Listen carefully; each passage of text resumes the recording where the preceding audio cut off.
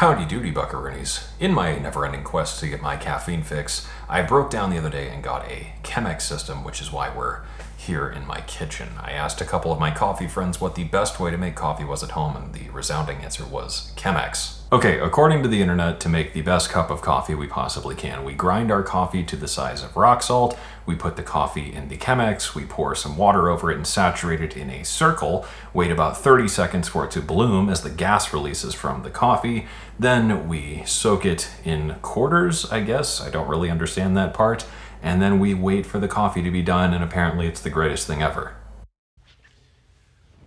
Okay, so now all that raises the question, is this actually a better cup of coffee, or is this just a fancy way to look like an asshole and waste too much time making coffee?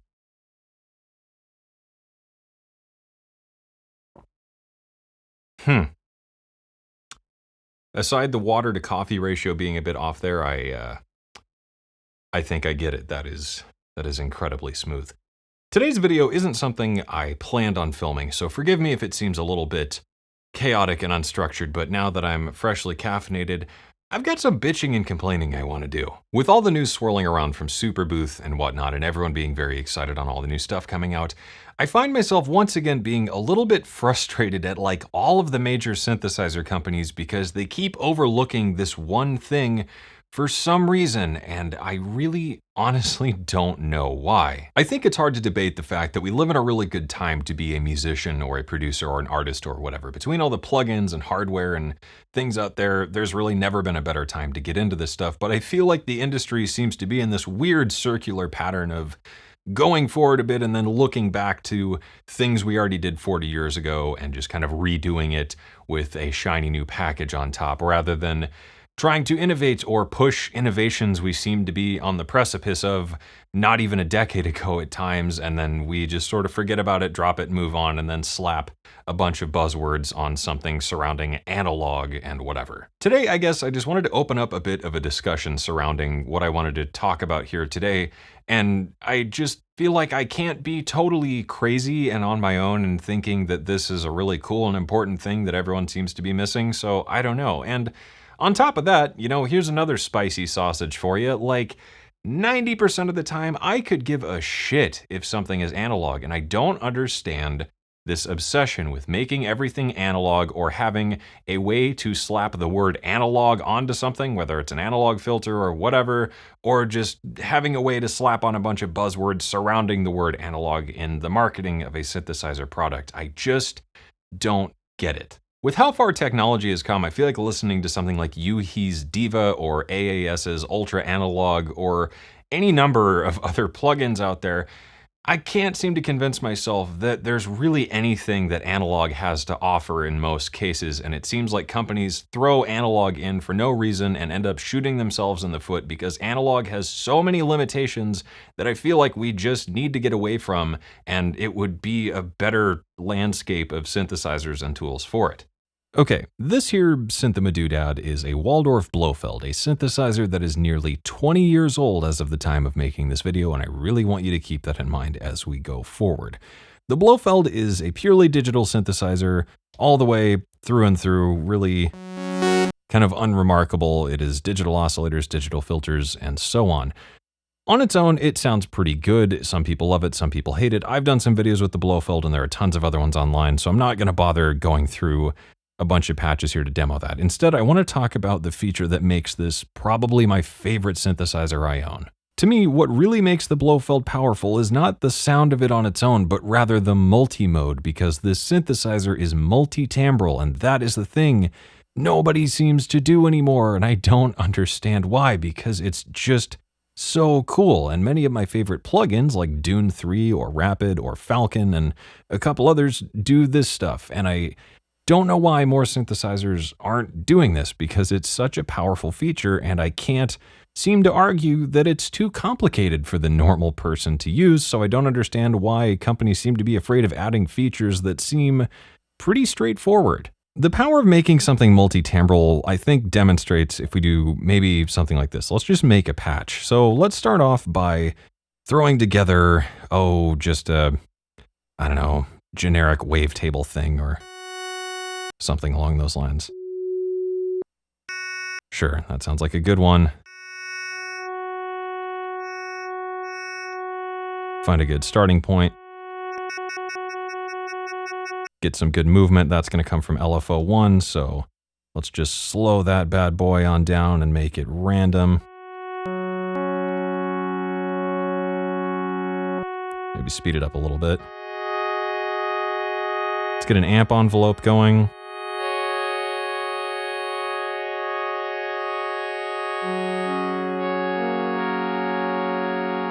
Cool. Now let's maybe add another wavetable to go alongside that, because why not?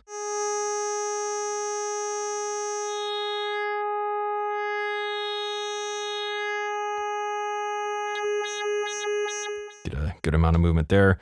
Same thing, let's get another LFO here. Random, relatively slow.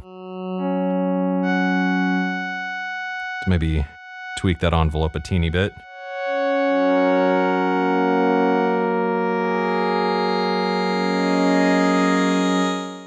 And let's detune the oscillators ever so slightly. Let's maybe get just a nice sweepy filter of some kind. Let's play with that filter envelope a little bit.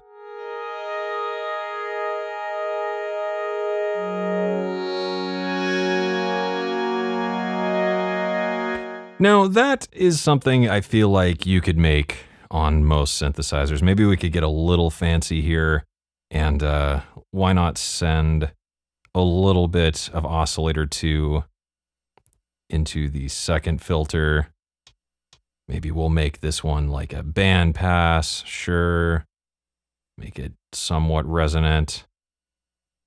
Add a little bit of, I don't know, let's say LFO 3, I'm feeling crazy.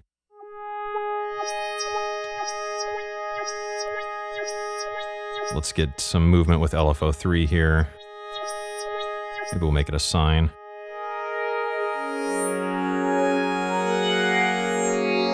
So that's pretty cool, and I feel like this is where most synthesizer companies seem to stop. It's a synth that makes a sound, and then I would play this in my track, you know, maybe like a nice low droning thing, and then I would go in and add another layer and another layer, and I feel like layering is such a common thing in production these days, and it's not something that people are like scared to do. You know, if you make a kick drum, you probably layer something with it. If you're making a snare, you layer a snare with a clap. You know, it's nothing too remarkable or crazy, but synthesizers seem to just not do that anymore, and I feel like that used to be a pretty common thing not that long ago. Back in like the 90s and even part of the 2000s, a lot of synthesizers did what I'm going to do here. We've got our first sound. Whoop-de-doo, and now we could go in and layer another sound on top of that. So why is this such a crazy thing to do these days? Because now we've got a 2-layered sound. If we go in here and okay, a little bit of a UI whoopsie-daisy there. We're gonna need to redo that sound because the Waldorf loves to terminate everything that you dream of and love, so we're gonna have to try and find whatever I just did. I don't quite remember, so we're just gonna sweep through and find something and make a new patch.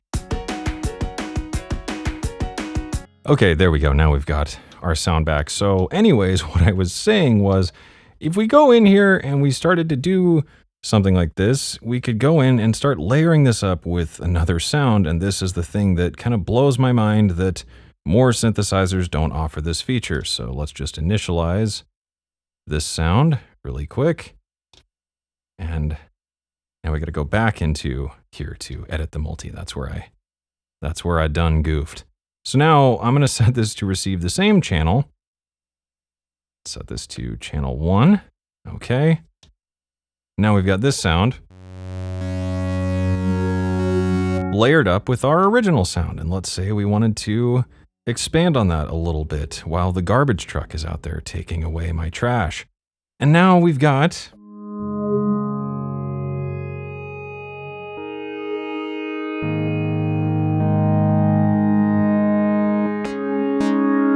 something that's quite a bit more interesting, in my opinion.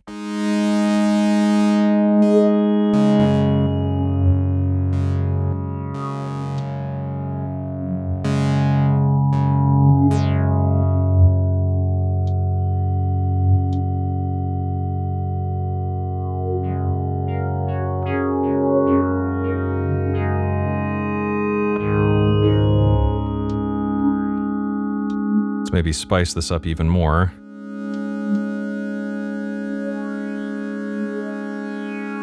Do another bandpass type thing here.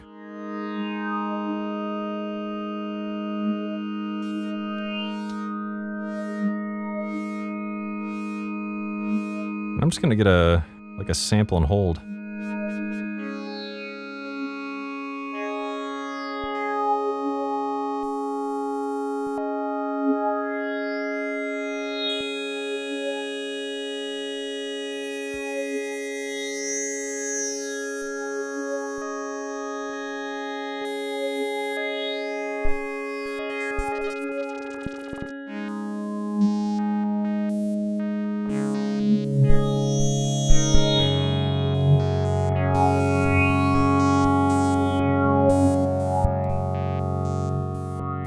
And now we've really started to get somewhere with this sound. So now I'm gonna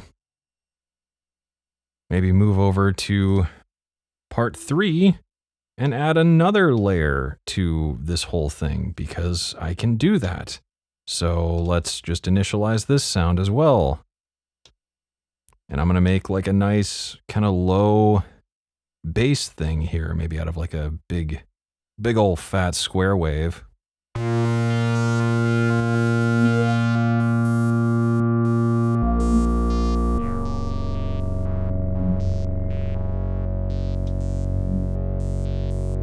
Maybe we'll detune that a little bit as well.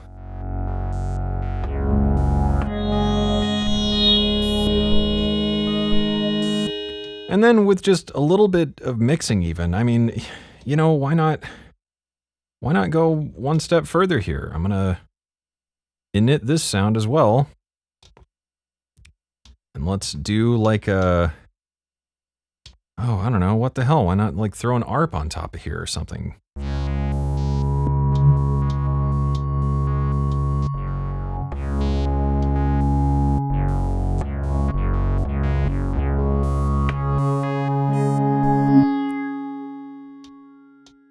Maybe we'll go in here and do some extra modulation, maybe? I don't know. Maybe we'll set the pattern to, oh, I don't know. I don't really know what I want to do here. Let's set that to be on. Maybe get some like, core eighth notes, dotted eighths.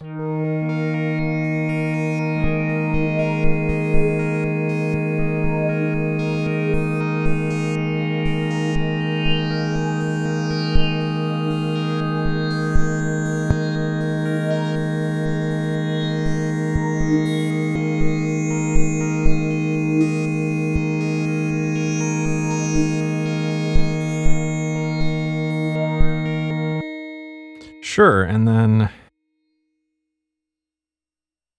let's set that to receive the same channel.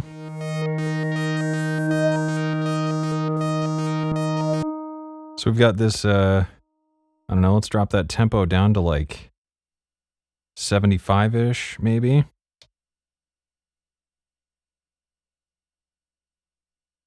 Let's edit that a little bit.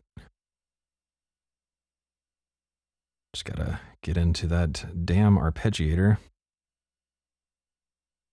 and try and not destroy ourselves with these encoders. All right.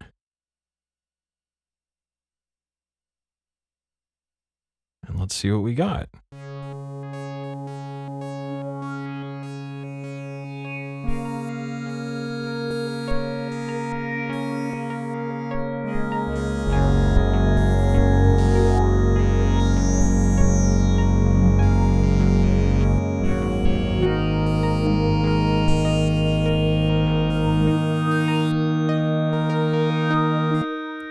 And I feel like we could just go back and add a little bit of sauce to each of these with that lovely filter drive.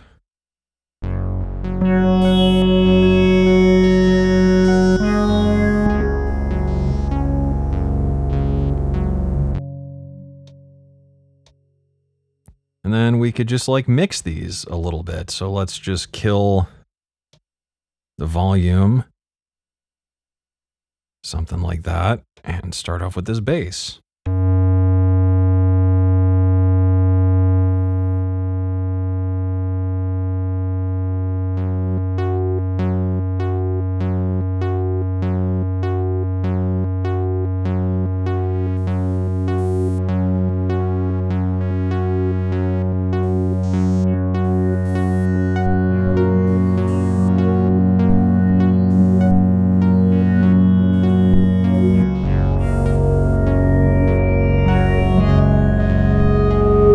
Maybe getting a little bit messy there with that big old chungus of a bass.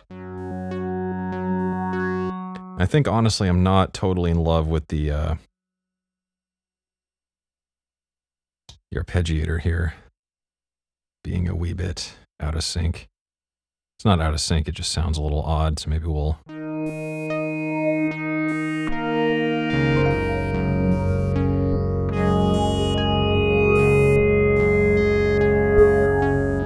do something sort of like that. And we've built such a cool sound here. All of that coming from a synth that is this old and by, modern standards so dated is really frustrating to me. I love the fact that I can quickly stack together so many different ideas in a single patch and make a really big sound out of it. I just find it really weird that so many companies seem to entirely overlook or forget that something like this exists, and they just kind of throw it away for the sake of crippling themselves in order to add analog somewhere in the name or marketing of a synthesizer. And I find the lack of this particularly frustrating and unforgivable, especially in the world of purely digital synthesizers, especially when a nearly 20-year-old synthesizer with a couple of half-decent plugins can make something like this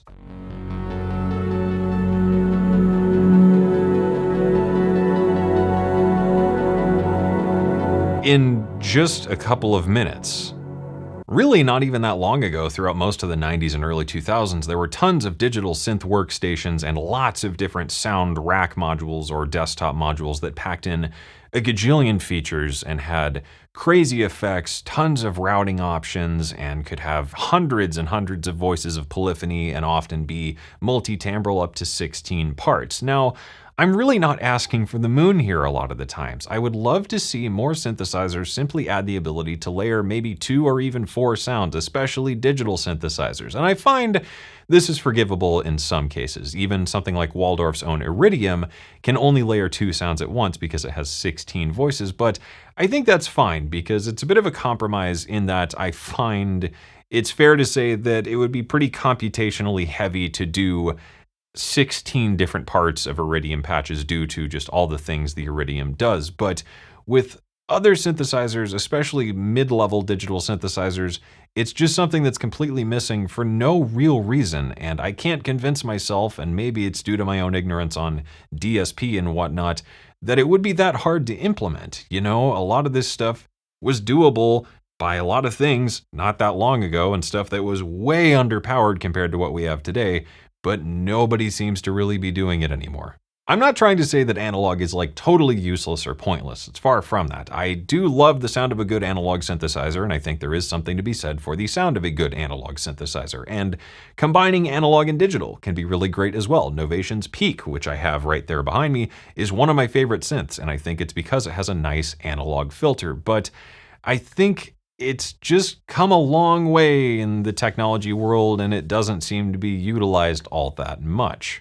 I really don't know why more synthesizer companies don't take advantage of this, because I think it's something that's particularly powerful, and I think I would argue it's something that might get more people interested in the world of hardware, because a lot of companies seem to issue a new analog synthesizer and it's got 3 oscillators and a filter and it's a subtractive synth and it's $3,000 or something, whoop-de-doo, because you compare that to something like Vital or Serum or any other plugin out there, and most people, especially younger musicians, I think, would say that's a huge waste of money and that's really stupid. The world of virtual analog has come a very long way. The Waldorf Blofeld here is not a virtual analog synthesizer and can sound pretty good, but with something like the Moto Cobalt 8 or the Hydrasynth or any other number of virtual analog synthesizers out there, it sounds really good, and I think it's time for companies to take advantage of that and start pushing themselves to make more powerful and more capable and just more interesting synthesizers, because I think there's a demand for it, at least maybe for people like me. Maybe I'm crazy, maybe I'm one of like 5 people that wants this, I don't know. But I would love to know what you think. I know this maybe was a bit rambly and ranty, but I really just wanted to make this video because it's just a question I have. Why don't more companies do this? What is the obsession with analog, and why do companies refuse to take advantage of, I don't know, technologies and capabilities that already exist? It's already out there, it's already been done. Many of these companies even did these types of things already and then just let them go for the sake of going back to analog for whatever reason. With that, I think it's time for me to go pour myself another cup of coffee and go practice my Chemex skills before sitting here and being grumpy and grumbling about other things for the rest of my workday. But I hope you enjoyed the video, and hopefully you found it informative or at least somewhat interesting. Maybe I'll do more videos like this in the future. I really have no idea, but thanks for spending a bit of your time with me. I hope you have a fantastic rest of your week. And of course, as always, I hope this inspires you to get out there and make something awesome.